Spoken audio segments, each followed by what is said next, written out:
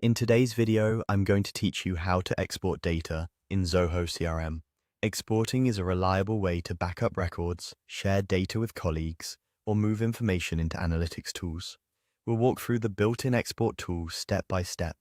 To follow along, you'll need access to settings and permission to export, which your admin controls. First, go to Zoho CRM in your browser and sign in. Once you're on the main CRM screen, look toward the top right corner for the gear icon. That's the settings menu. Click it to open the admin area. If you don't see the gear, your profile may not have permission to export. In that case, ask your admin to grant data administration access. Inside settings, find the section labeled Data Administration. You'll see tools related to managing your data, such as import, export, and backups. Click Export.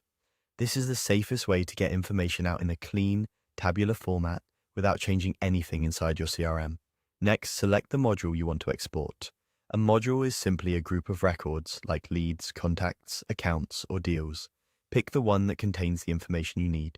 Depending on your edition and permissions, Zoho typically offers options to export all records in that module, or just records that match your current list view. Using a focused view is a great way to limit the export to exactly what you need, such as leads from a particular campaign or deals in a specific stage, and it helps keep files manageable. After you make your selection, Zoho prepares a downloadable file, usually in CSV format, which opens easily in Excel, Google Sheets, or other analytics tools. Large exports can take a while. You may see a progress indicator or receive a download link once it's ready. Keep the browser tab open until the file is generated. When you open the CSV, set the encoding to UTF-8 to preserve special characters, and double-check date and number formatting before sharing or importing the file elsewhere. A few quick tips to wrap up.